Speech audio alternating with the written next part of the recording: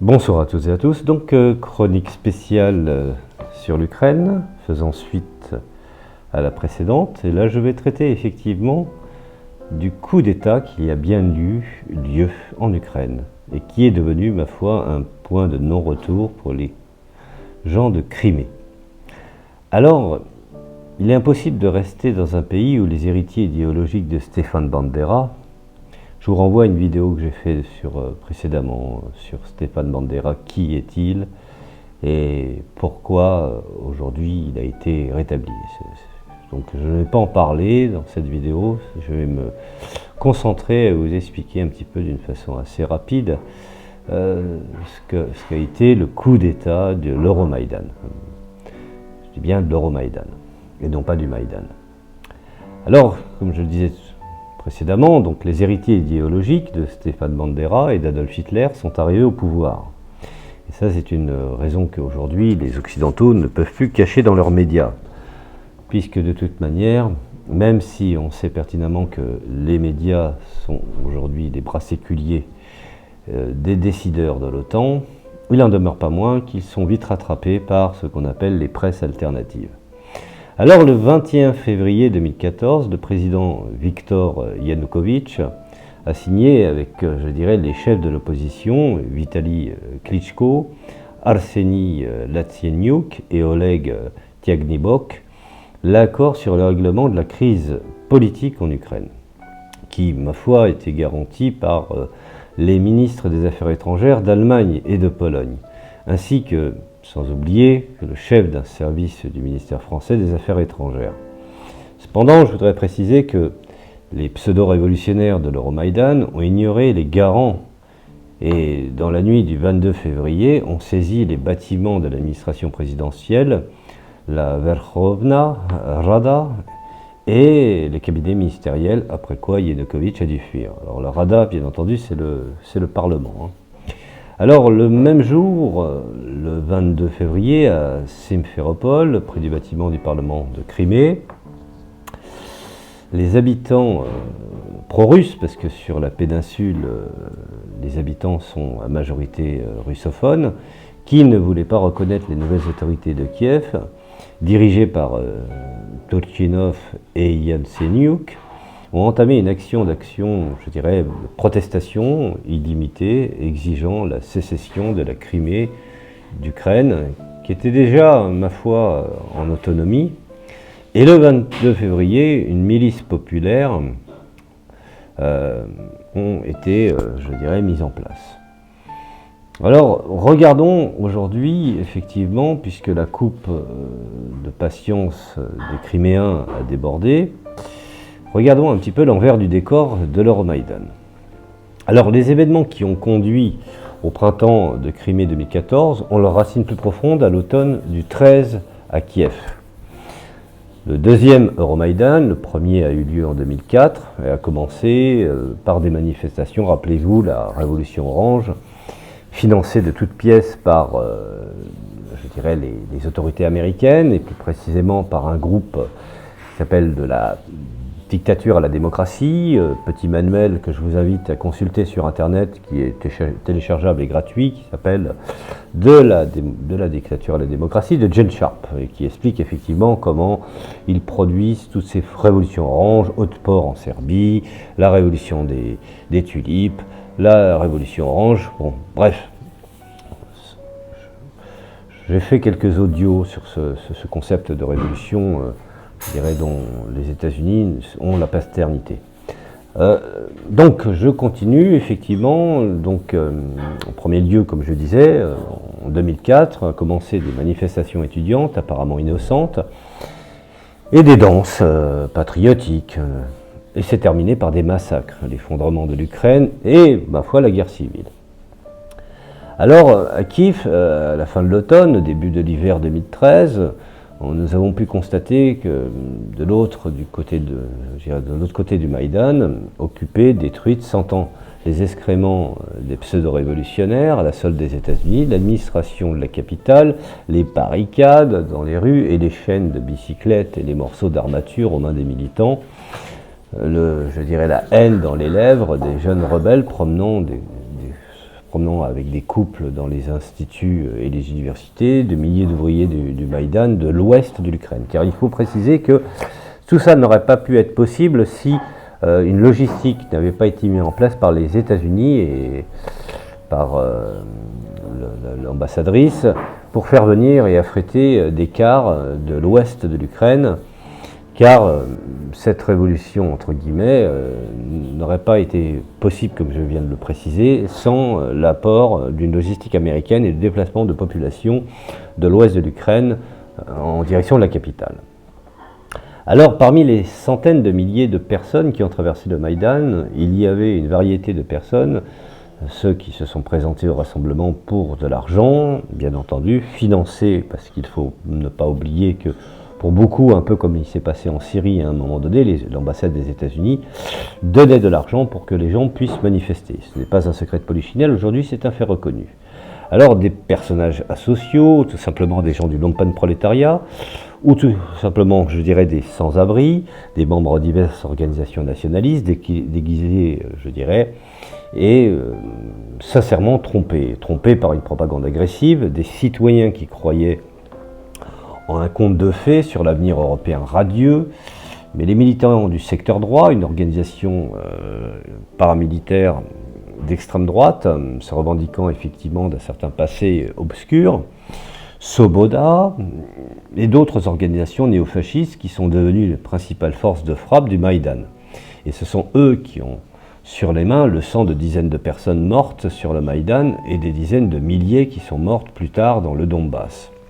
Rappelez-vous, cette pratique de mettre des snipers sur les toits et de tirer sur la foule a déjà été, je dirais, expérimentée en Syrie sur des manifestations où ces manifestations, de façon légitime, revendiquaient que les réformes de Bachar al-Assad n'étaient pas assez fortes.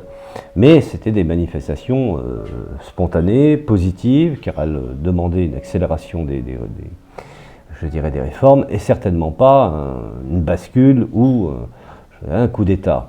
Mais les coups, je dirais, de semences des snipers sur les toits ont eu raison de véritables, je dirais, bains de sang. Et ce bain de sang a été ensuite récupéré par, qui vous savez, en Syrie, les mouvements islamistes, et ici, en l'occurrence, les mouvements fascistes. Alors, bien entendu, il faut bien comprendre qu'à partir de là, ces troupes-là sont devenues ce qu'on appelle le fer de lance, ces troupes d'élite, et qui ont des dizaines de milliers, je dirais, de morts plus tard dans le Donbass. Bon. Alors la main de l'Occident s'est, je dirais, clairement fait sentir derrière la prise du pouvoir en Ukraine.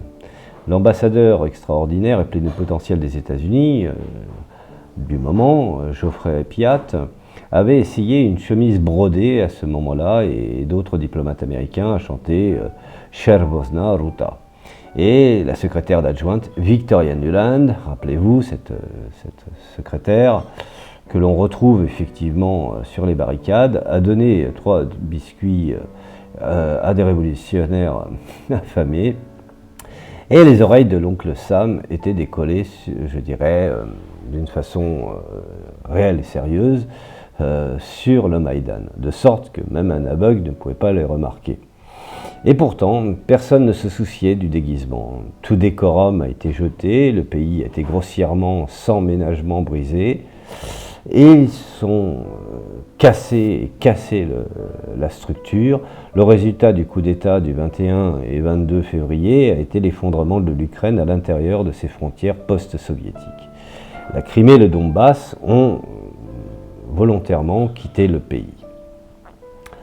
Alors, bien entendu, par ces jours dramatiques, le centre spirituel des Criméens était le Conseil suprême de la République.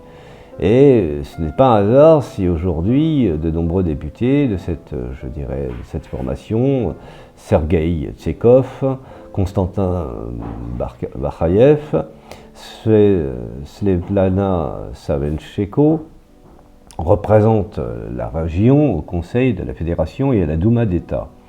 Depuis l'automne 2013, plus d'une fois, je dirais, pas 3 fois, des déclarations ont été entendues depuis les murs du Parlement de Crimée, condamnant les événements sur le Maïdan et appelant enfin à ramener l'ordre à Kiev.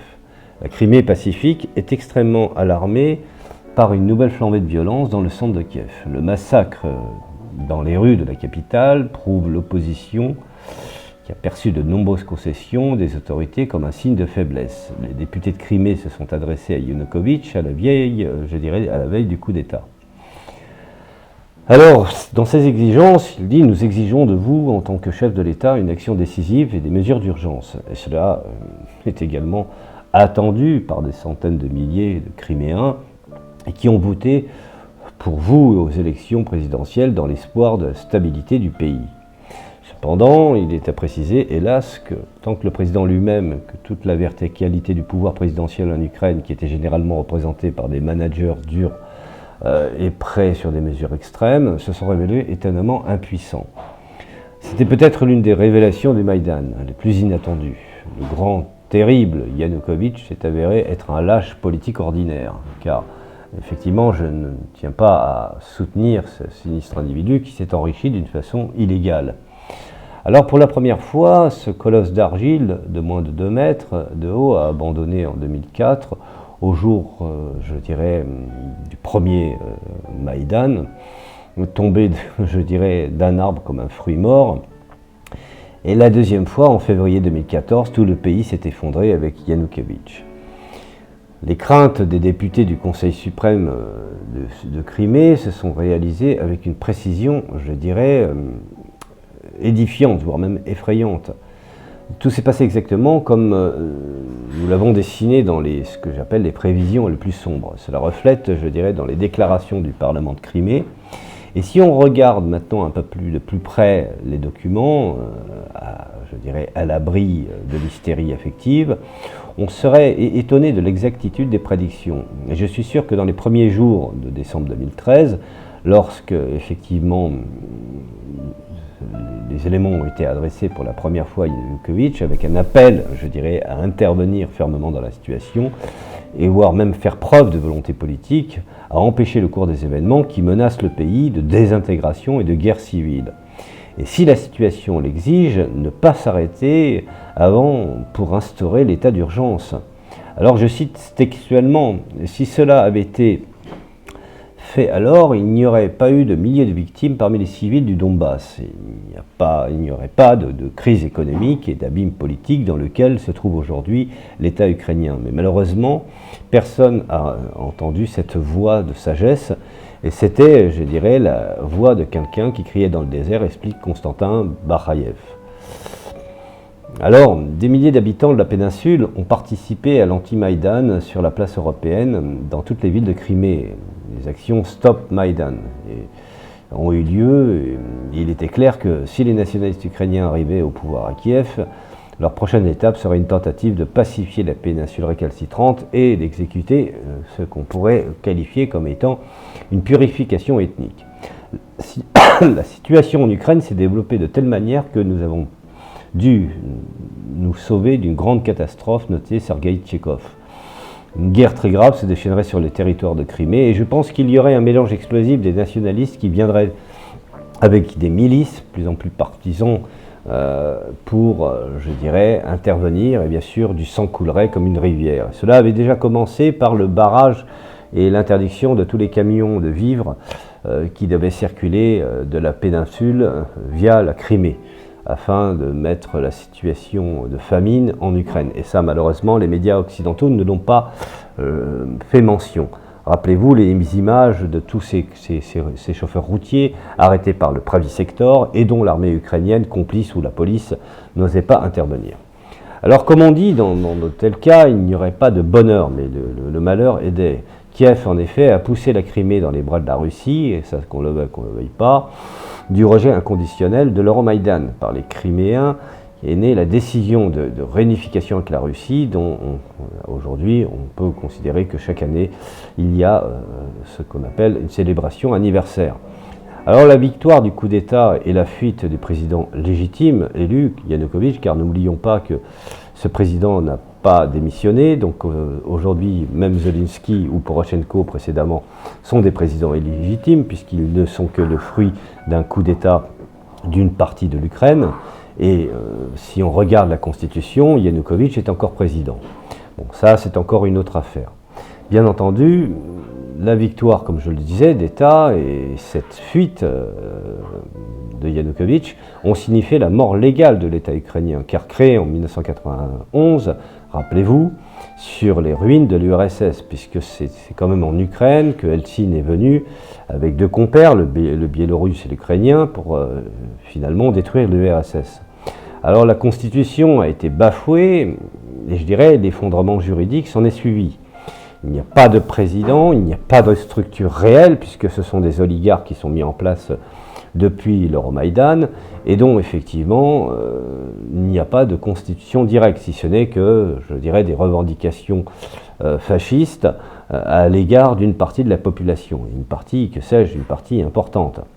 Alors, comme je le disais, pas de gouvernement, pas de je dirais, d'équipe qui a pris le pouvoir d'une façon légitime, et ceux qui sont en place n'ont pas caché leurs objectifs. Liquider la République, et tout a été annoncé publiquement. Et comme disait certains Vladimir Konstantinov, ils voulaient nous détruire. Et cette situation, d'une part, menaçait la Crimée de chaos et de guerre. Et effectivement, les Criméens n'ont pas attendu qu'il leur arrive ce qui est arrivé dans les populations du Donbass et les populations de Lugansk. Alors le coup d'État à Kiev, en fait, si on résume l'histoire ukrainienne de la péninsule, les dirigeants de l'Euromaïdan essaient d'accuser les Criméens de séparatisme. Mais ce n'était pas du séparatisme. D'une part, au niveau historique, la Crimée a appartenu à la Russie et faisait partie de l'Union soviétique, et d'autre part, les Criméens, qui sont à majorité russophone, n'attendaient pas effectivement de se faire massacrer ou se faire liquider. Alors c'était leur loyauté, comme je l'ai précisé, envers leurs racines, leur histoire, leur culture, leur tradition, leur langue, et personne à Kiev ne devait se faire illusion sur le fait que la Crimée acceptera docilement la volonté de quelqu'un d'autre qui puisse lui imposer ce diktat. Et cela est un avertissement qui a été défini par les députés de Crimée en 2013. Les tentatives visant à forcer non seulement les Criméens, mais aussi des millions de personnes à traverser, je dirais, à travers le pays, à renoncer à leurs racines, ne pourraient conduire qu'à une chose, à la désintégration de l'Ukraine de l'intérieur de ses frontières soviétiques. Et c'est qu'aujourd'hui, malheureusement, les choses sont en train d'arriver. Voilà, bon, ça c'est une petite explication rapide pour, une fois pour toutes, pour qu'on puisse définir effectivement, puisque beaucoup d'États occidentaux n'ont pas voulu reconnaître la Crimée, donc considèrent que c'est une annexion. J'aimerais qu'on m'explique aussi l'annexion du Kosovo à la Serbie. Donc on peut annexer le Kosovo d'un côté, et puis on considère que du côté de l'Ukraine, c'est une annexion, du côté du Kosovo, c'est une indépendance. Donc il faudra m'expliquer aussi ce genre de situation-là. Je ferai un audio concernant ce problème-là, si le temps m'est permis. Voilà, merci de m'avoir écouté, je vous dis à la prochaine chronique spéciale.